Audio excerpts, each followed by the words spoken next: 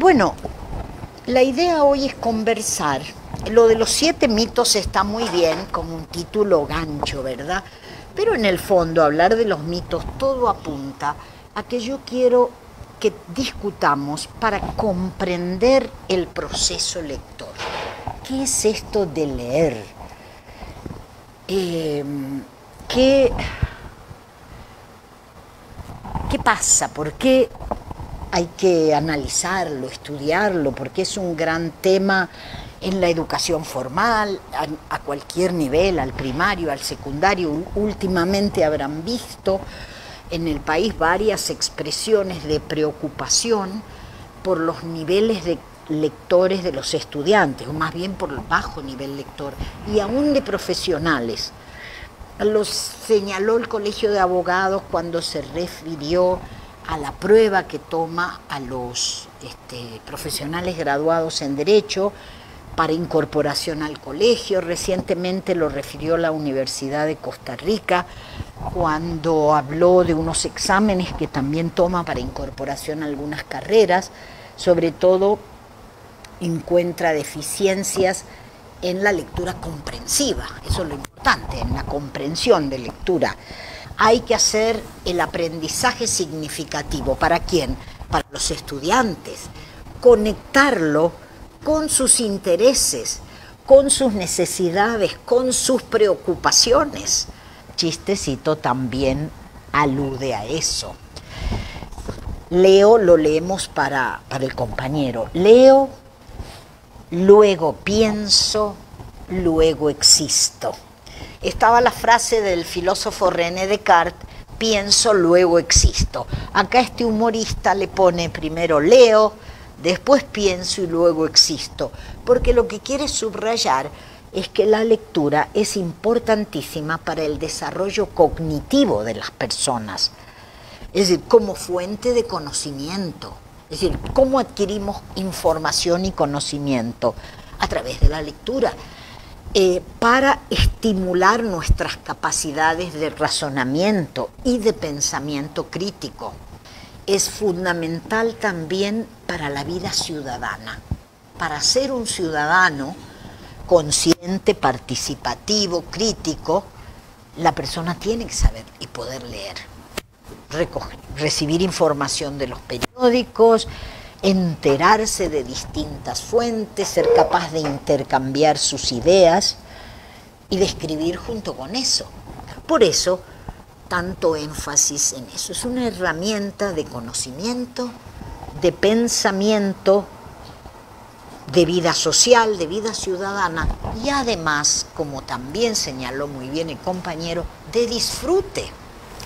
Casi que eso como educadores es lo primero que tenemos que subrayar a nuestras niñas y niños para empatinarlos en la lectura, que es una gran fuente de disfrute.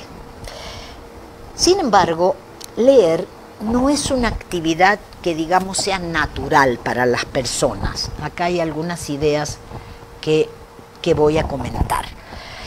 Y que no es natural quiere decir que no surge espontáneamente, porque la invención de la escritura, es decir, desde el momento que nuestros primeros antepasados muy remotos comienzan a diseñar los primeros signos escritos, eso es 3.500 años antes de Cristo, en la Mesopotamia, en Asia. Así que eso en la historia de la humanidad es bastante reciente, ¿verdad? 3.500 años antes de Cristo, 3.500 más 2.000 que estamos llevando después de Cristo, 5.500 años en la historia del universo y de la humanidad es muy pequeño. Y aún así, como bien señaló la compañera, en todo este tiempo la lectura y la escritura no fueron actividades masivas, realmente leía. Entonces, es demasiado reciente la invención de la escritura como para que haya influido en la evolución de nuestro cerebro. Todavía no afectó nuestro cerebro porque se tardan miles de años para que la experiencia humana modifique conexiones neuronales. Pero por eso cuesta mucho más esfuerzo que hablar o escuchar. hablar o escuchar nadie nos tiene que enseñar de una manera demasiado formal. En cambio, sí nos tienen que enseñar de manera sistemática a leer y escribir. Para la escritura hay que hacer una enseñanza intencionada y sistemática que exponga ante los niños la estructura del lenguaje oral y lo vincule con la estructura del lenguaje escrito. Cuando hablamos de estructura del lenguaje oral, hablamos de conceptos como fonemas y sílabas. En cambio, cuando hablamos de la estructura del lenguaje escrito, hablamos de grafemas. El fonema, que es un concepto muy manejado en lingüística, son unidades fonológicas de sonido de una lengua que no se pueden descomponer en unidades menores y que si yo las altero cambian el significado. Pensemos, por ejemplo, en cambio, bueno, de una vez le digo los dos, el grafema son las unidades mínimas pero de la escritura, que en este caso serían las letras. Si yo digo una palabra sin, cualquier palabra de nuestra lengua, pan, tiene 3 fonemas, p, a, n, y también 3 grafemas, p, a, n. Ahí estoy dando el nombre del grafema. Como fonemas hago solo el sonido. Y verán ustedes que si intercambio algunos de estos fonemas por otro, altero el sentido. Y las sociedades modernas, y esta sí ya desde fines del siglo XIX, del 1800, ahí empiezan a tomar conciencia de la importancia de la lectura y la escritura para el desarrollo de las personas y de las sociedades burguesas, cuando empieza el auge de la burguesía como sector social que aspira al gobierno. La monarquía no le interesaba para nada la educación de sus súbditos, de sus siervos. La burguesía sí tiene una aspiración de poder y la educación es un arma de poder. Y mucho más después ya las democracias, las repúblicas, le dan tanta importancia que le asignan su enseñanza al sistema de educación formal. La historia comienza con los registros escritos, cuando hay constancia escrita de las civilizaciones. Cualquier resto de cultura anterior es prehistoria. Entonces es importante en la vida de la sociedad y en la vida de las personas. Los niños costarricenses que completan la escuela primaria en general desarrollan la capacidad de lectura básica y la escritura, pero no todos, y ni debiera decir costarricenses, porque eso es válido en cualquier país, no todos los niños que completan la escuela primaria alcanzan esa competencia de lectura y escritura con un nivel satisfactorio alto y suficiente como para enfrentar las demandas que después le impone la educación secundaria, la educación superior y la educación continua, ¿verdad? Porque ustedes saben que la formación no termina ni siquiera cuando uno se gradúa de la universidad. También no todos alcanzan el nivel suficiente para enfrentar las exigencias laborales, ¿verdad? Que también cada vez son mayores. Ahora, las dificultades actuales en lectoescritura, tanto en Costa Rica como en América Latina y en cualquier lugar del mundo, no significan o no surgen porque hayan bajado los niveles de destreza de las personas en cuanto a saber leer y escribir. No, sino están en que cada vez hay mayores exigencias sociales. No es que las personas sean menos capaces de leer y escribir, de ninguna manera. Es que cada vez la sociedad demanda más. Hay una fuertísima correlación con el nivel socioeconómico de origen de los estudiantes. Eso está asociado, por un lado, a familias de bajo nivel socioeconómico podemos decir directamente en condiciones de pobreza o muy bajo nivel socioeconómico, que a su vez está asociado con un bajo nivel educativo. Es la condición socioeconómica que a su vez determina un nivel educativo bajo, o es el nivel educativo bajo que refuerza y determina la condición socioeconómica. Lo que importa es saber que están muy correlacionados y que si podemos incidir en alguno, levantamos el otro. La escuela puede, y yo creo que esa es su gran misión, romper lo que se llama el determinismo de las condiciones sociales de origen. Es decir, la escuela debe aspirar a romper el hecho que esas condiciones sociales de origen determinen la vida de las personas para siempre, y que entonces quien nació pobre no pueda salir de la pobreza. Quien nació apenas un poquito menos que pobre no pueda salir de ese nivel, y que quien nació rico siempre siga siendo rico. Pero la escuela tiene la posibilidad de ayudar a romperlas a través precisamente de la oferta educativa, de la capacitación de las personas. Y en un ámbito en el que eso se ve muy claro es en el de la lectoescritura. Las herramientas de lectoescritura permiten y ayudan a superar esas condiciones porque permiten acceso a mejor trabajo, más participación ciudadana, más desarrollo cognitivo. Entonces, el objetivo de la educación es cultivar al máximo las capacidades de las personas para contribuir a que ganen seguridad y sentido de poder personal, o en otras palabras, para que sean agentes de su vida o ganen agencia.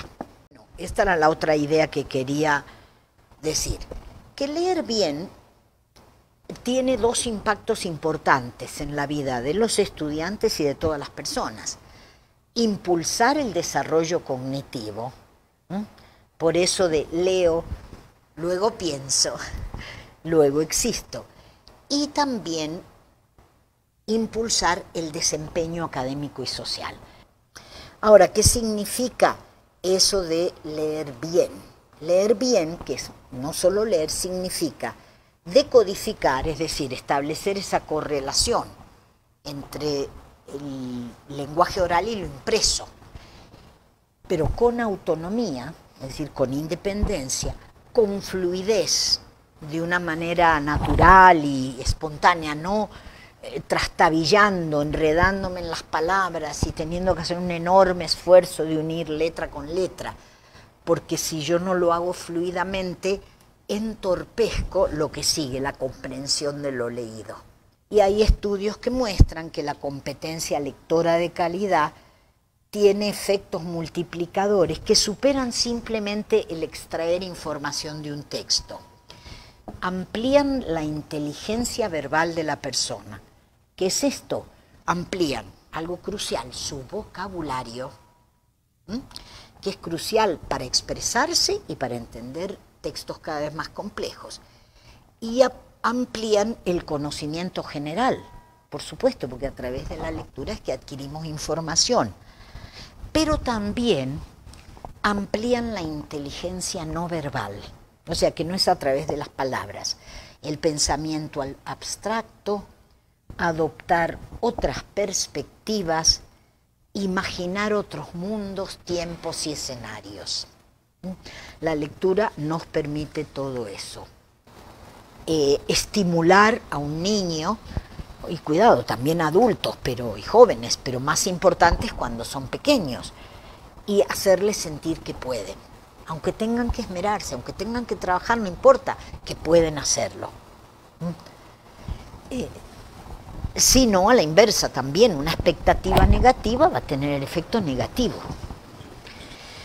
Ahora, no sé si todos los docentes conocen este proceso, creo que por lo menos en líneas generales sería bueno que lo conocieran. Y les voy a mostrar un par de cuadros, me quiero apurar para llegar a los mitos, un par de cuadros que nos hicieron pensar mucho en el estado de la educación cuando empezamos precisamente a trabajar el capítulo de preescolar y nos dimos cuenta que hace como 8 años en preescolar había incluso una directiva del ministerio para que en las clases no hubiera una sola letra escrita. Había una directiva que emanaba de la dirección de preescolar del ministerio porque decía que eso era academizar preescolar, querer enseñar a leer. En realidad allí nunca entendieron lo de las etapas del proceso lector. Nadie pretendía que se enseñara a decodificar en preescolar, pero que sí se dieran una serie de destrezas previas. Conocer el alfabeto, tener conciencia fonológica, saber sonar las letras del alfabeto, conocer bastante vocabulario, por ahí saber escribir la palabra más importante para cualquier persona, su propio nombre. Eso para los chicos es lo más importante. ¿Cómo no les vamos a enseñar a escribir su nombre? Está asociado a su identidad. En fin, eso no es enseñarle a leer y escribir, es darle una serie de herramientas para que después, cuando en primero le enseñen a decodificar, tenga esas herramientas y otra vez piensen en clase social. Hay niños que llegan a primer grado con todos esos conocimientos a flor de piel, como los chiquitos de ustedes que contaron experiencias. Todo eso lo han internalizado, hacen talleres o leen cuentos con las papá y la mamá, conversan. Entonces después aprender a leer en primer grado no es problema. Pero ¿qué pasa con los chiquitos que vienen de situación de pobreza, que son migrantes, que vienen de hogares monoparentales con bajos niveles culturales, o los chiquitos con alguna dificultad de lenguaje que los papás no identificaron antes? Puede que algunos haya, siempre puede haber niños que tengan dificultades especiales y que a lo mejor necesiten apoyo especial. Yo no sé siempre si la repetencia es la mejor solución. Hay otros países como Finlandia que tienen otra estrategia, que tienen desde los más chiquitos, tienen un gran departamento de educación especial en 3 áreas básicamente: lenguaje, matemáticas y ciencias. Y desde que empiezan a aparecer niños con problemas, aunque sean los chiquititos de primer grado, hay alguien de educación especial que lo acompaña al niño, aparte de la maestra de grado. Y ese servicio no está mal visto, porque una gran cantidad de niños lo reciben, no está estigmatizado el hecho de que venga una maestra especial a acompañarlo, ya sea en lectura o en matemáticas. Entonces ahí lo que se hace con el niño que tiene dificultades, que siempre los va a haber, es ponerle un apoyo especial. A mí eso me parece que funciona mejor que la repitencia, pero bueno, en nuestro sistema está la repitencia. Pero hay que ver, una cosa es porcentajes razonables y otras es como esto, cuando ya se salen de la escala y uno dice, no puede ser. En fin, yo les digo, ese riesgo existe y hay que tener cuidado. Aquí, a quienes sean directores de escuela sobre todo, o no sé, poner el ojo a ver qué puede estar pasando. O también hay algo que no se termina de entender muy bien, si cuesta mucho o no aprender a leer en español. ¿Quiénes son los responsables en la escuela de enseñar a leer? La quinta que les hablé recién, ¿son igualmente eficaces los distintos métodos de enseñanza de la lectura? Y luego, ¿a qué se debe el fracaso de los niños o niñas que aprenden, ahí está mal, aprenden a leer y escribir entre primero y segundo grado? Léanse eso y mi consejo es, usen ya que tienen el folleto impreso y convérsenlo con algunos colegas, porque la idea de que el Estado de la Educación sacó estos folletos, que son una versión simplificada de investigaciones hechas por el Estado de la Educación, porque pensamos que la investigación, tal como sale en el informe, que es algo grueso, no es lo más accesible para los docentes. Son largas, son muy técnicas, a veces vienen con un montón de análisis estadísticos. Funciona más con los funcionarios del MEP o con los investigadores. Entonces hicimos esta iniciativa, que solo lo hicimos con 5 temas, pero ustedes lo encuentran en la web. Hay otro que tiene que ver con lectura, otro que tiene que ver con violencia en los colegios, otro que tiene que ver con qué es esto del clima educativo en el hogar. Échenle una ojeada. Son mucho más cortos, tienen 12, 13 páginas. Es una síntesis de las conclusiones y hay unas preguntas para que el docente se haga a sí mismo o las converse con otros colegas. Es como para que sea un material de lectura y de discusión. De todos esos mitos que ustedes van a leer, el que yo creo que es más serio es el primero y es el único en el que me detengo. Con frecuencia se cree que se aprende a leer en un solo momento establecido, de una vez y para siempre, y que ese momento es el primer grado, que ocurre entre los 6 y 7 años, primer grado de primaria. Eso está muy arraigado.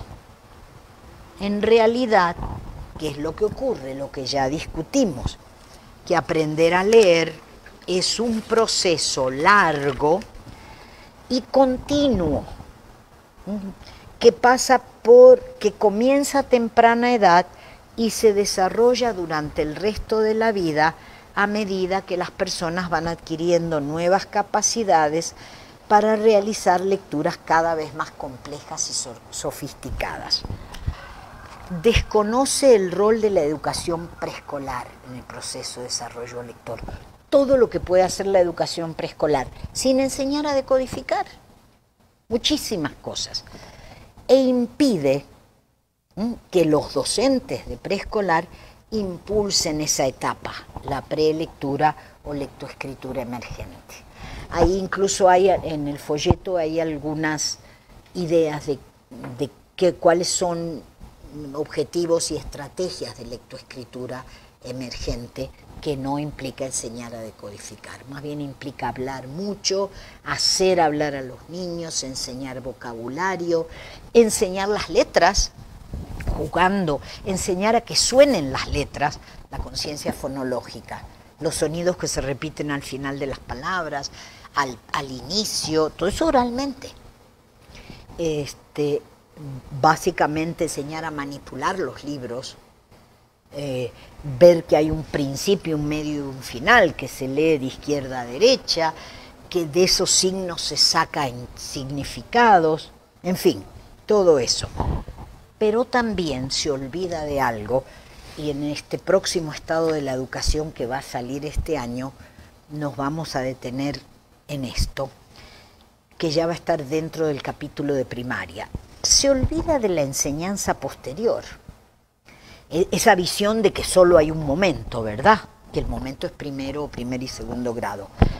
Desconoce o subvalora el rol de los docentes de los grados sucesivos en seguir enseñando a leer.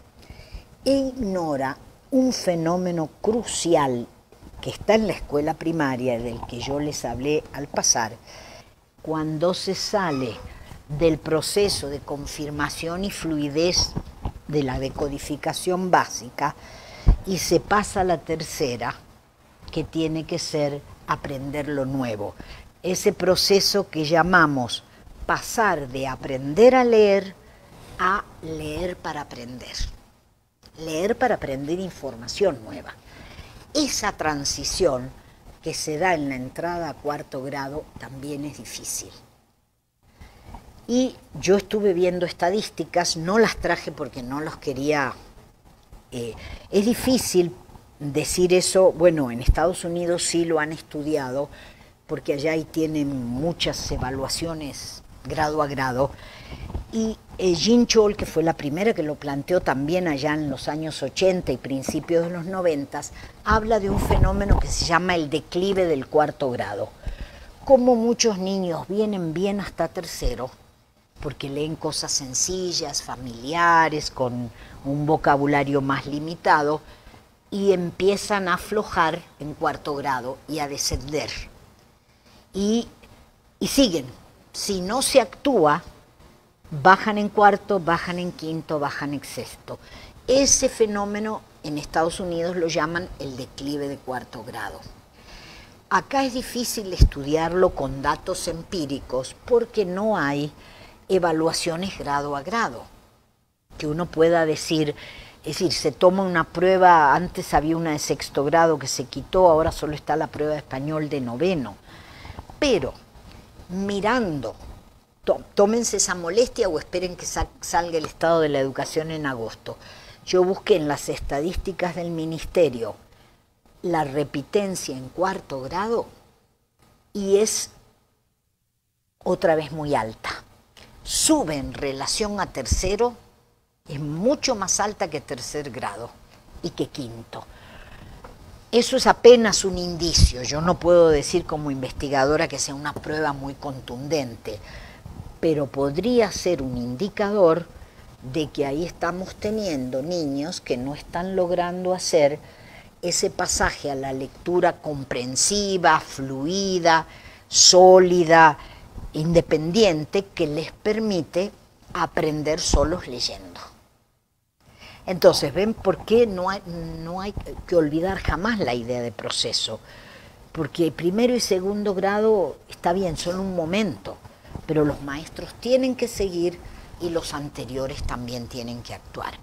Hay otros mitos, ustedes los pueden ojear, pero si solo les quedara esta idea del proceso y de cómo hay que fortalecer el proceso y cómo todos los docentes tienen que fortalecerlo, porque otro de los mitos es que solo tienen que enseñarlo el profesor de español. Y no, ustedes por suerte lo tienen claro. No solo porque todas las materias, todas las disciplinas usan el lenguaje, sino porque cada disciplina tiene sus desafíos respecto al lenguaje. Hay un niño leyendo muy concentrado, tirado en un sillón, leyendo un libro, y el papá y la mamá están en la sala de su casa, miran desde la puerta y la mamá le pregunta al papá, ¿cómo has logrado que lea? Y él dice, le he dicho que el lenguaje es nuestro sistema operativo. Y además es absolutamente preciso. El lenguaje es nuestro sistema operativo como seres humanos. Por eso es tan importante. Bueno, perdónenme que las demoré tanto, pero muchísimas gracias por su participación, que fue muy rica.